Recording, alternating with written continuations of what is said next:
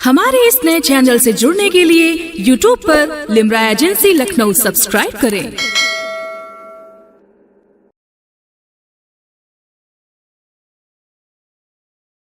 अच्छी शायरी उतने ही डूब के आपने उस शायरी को सामने तक पहुंचाया है। बहुत बहुत शुक्रिया मोहतरमा डॉक्टर नजरुल साहबा का।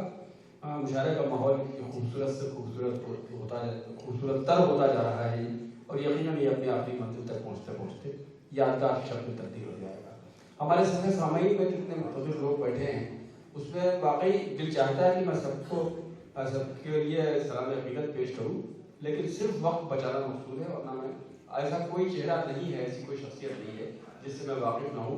मोहित साहब हमारे बहुत करम फरमा भी हैं, हमारे बड़े भी हैं, वो भी तशरीफ रखते हैं। जस्टिस पी डी नकवी साहब मौजूद हैं, रिजवान साहब मौजूद हैं, डॉक्टर कौसर उस्मान साहब मौजूद हैं, आफ्ताब अहमद खान साहब मौजूद हैं। ये सारी वो शख्सियतें हैं जो वाकई हर मुशायरे में दस्तयाब नहीं होती हैं। ये खुशनसीब है जनाब डॉक्टर वजाहत कि उनके मुशायरे में सारी शख्सियत मौजूद हैं।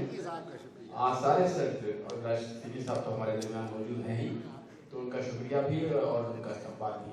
आइए दोस्तों, डॉक्टर नुसरत अंजुम के बाद मैं फैसला नहीं करता हूँ, मैं सोचता हूँ कि मुझे भी तो शेर पढ़ने होंगे ना, तो सदर से इजाजत लेके देखिए जितने भी शायर यहाँ स्टेज पर मौजूद हैं ये कोई भी उम्र में मुझसे बड़ा नहीं है, ये सही बात है, लेकिन मैंने कहा कि मैं रवायत शिकन हूँ और रवायतों को बहुत ज़्यादा बरतना नुकसानदेह होता है। ये सब शायर मुझसे उम्र में जरूर छोटे हैं, लेकिन मर्तबे में मुझसे हर शायर यकीनन बहुत बुलंदी के मर्तबे पर है, मुझसे कहीं ज़्यादा बुलंद मर्तबे के शायर है। तो मैं सदर आलम वक़ार से इजाज़त चाहूँगा कि कुछ शेर पढ़ने की मुझे इजाज़त। देखिए, ऐसा है कि आजकल अगर कोई आदमी झूठ बोलने के लिए किसी को तंबीह करता है झूठ ना बोला जाए, तो मैं समझता हूँ कि वो हिंदुस्तान का गद्दार है।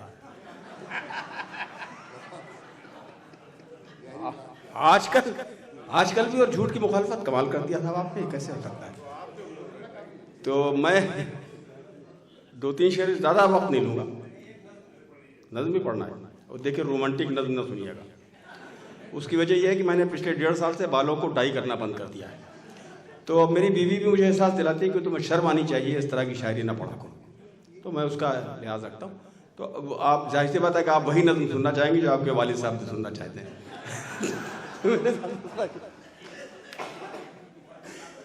देखिए, मैं सबसे पहले तो अपनी अक़ीदतों का खराज पेश करता हूँ आजहानी गुलजार साहब की खिदमत आलिया में।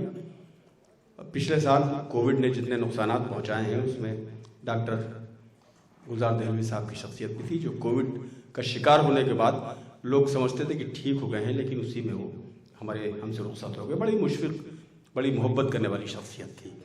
तो मैं शेर पढ़ता हूँ, एक तन्हा, कि अपने पिंजरे से भी होती नहीं मानूस कभी। शेर सुनिएगा खास तौर पर। अपने पिंजरे से भी होती नहीं मानूस कभी, रूह तोते की तरह जिस्म से उड़ जाती है। अपने पिंजरे से भी होती नहीं मानूस कभी, रूह तोते की तरह जिस्म से उड़ जाती है। तो यकीनन जितने दिन कैद है, जैसे मौका मिला फरार। तो मैं पढ़ता हूँ साहब कुछ शेर, अर्ज करता हूँ साहब, मतलब सुनिएगा गज़ल का, कि जो जल रहे हैं हवा में चिराग कुछ दिन से, वो हो गए हैं बहुत बददिमाग कुछ दिन से। जो जल रहे हैं हवा में चिराग कुछ दिन से, वो हो गए हैं बहुत बददिमाग कुछ दिन से। पूरी गज़ल देखिए, अगर बराह रास्त कोई गुफ्तगू गज़ल में की जाए तो गज़ल की तौहीन है। मैंने कोशिश की है कि इसमें कहा वो सब जाए जिसकी ज़रूरत है, लेकिन कोई गुफ्तगू बराह रास्त नहीं। जो जल रहे हैं हवा में चिराग कुछ दिन से, वो हो गए हैं बहुत बददिमाग कुछ दिन से। अर्ज करता हूं कि अब अपने आप को शाहीन भी समझने लगे, अब अपने आप को शाहीन भी समझने लगे। हमारे गिर्द कुछ ऐसे हैं ज़ाग़ कुछ दिन से। अब अपने आप को शाहीन भी समझने लगे, अब अपने आप को शाहीन भी समझने लगे। हमारे गिर्द कुछ ऐसे हैं ज़ाग़ कुछ दिन से। और मुलाज़ा कीजिएगा साहब शेर, कि वो एक शख्स जो ताजिर है गुंचो गुल का, वो एक शख्स जो ताजिर है गुंचो गुल का, दिखा रहा है हमें सब बाग कुछ दिन से। وہ ایک شخص یہ تو تھے کہ آپ یہ شعر اگر سمجھ میں نہیں آئے تو یہ میرا المیہ ہے، آپ کا نہیں ہے.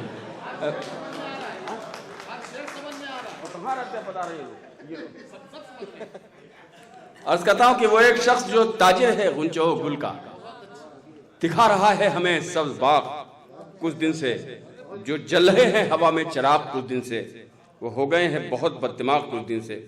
اور اب سنیے صاحب ایک دوسری غزل. کہاں گئے حسن کاظمی صاحب؟ آپ کی سنت پہ عمل کرتا ہوں.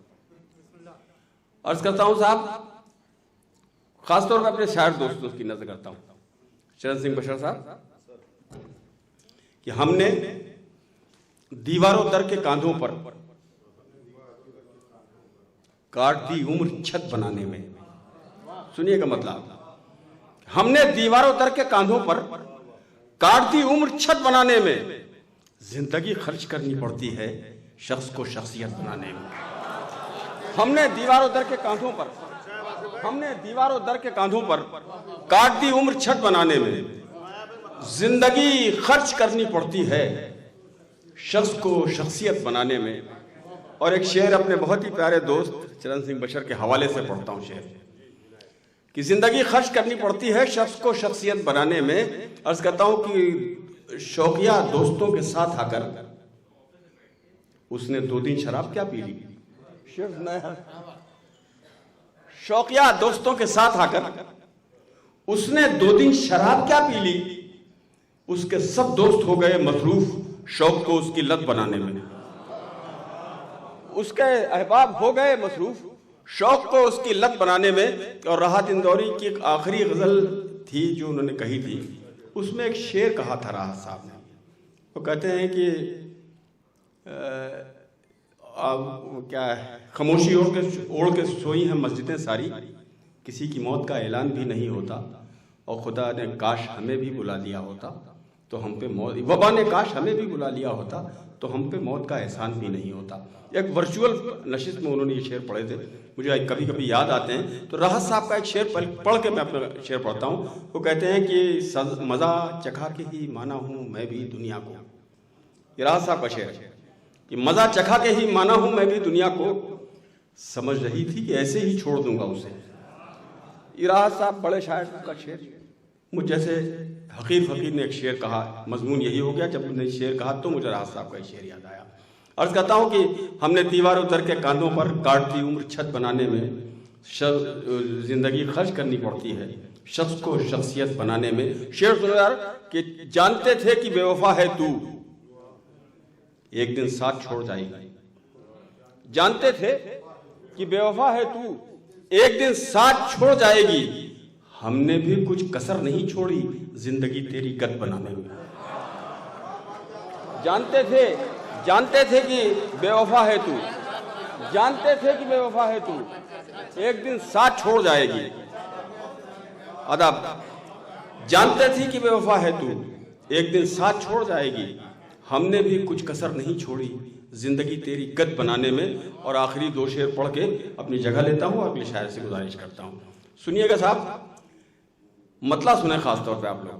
یہ لکھنؤ کا مزاج ہے، اور لکھنؤ دیکھیے شاعر لکھنؤ میں شاعری بھی یقیناً بڑی معیاری ہوئی ہے، لیکن یہ تجربہ ہے ہم سب لوگوں کا کہ لکھنؤ کی سماعتیں بھی ایسی ہیں جو آسانی سے سب جگہ دستیاب نہیں ہوتی ہیں. یہ بڑے لوگ ہیں سننے والے، سارے بیٹھے ہیں یہاں. میں مطلع پڑھتا ہوں کہ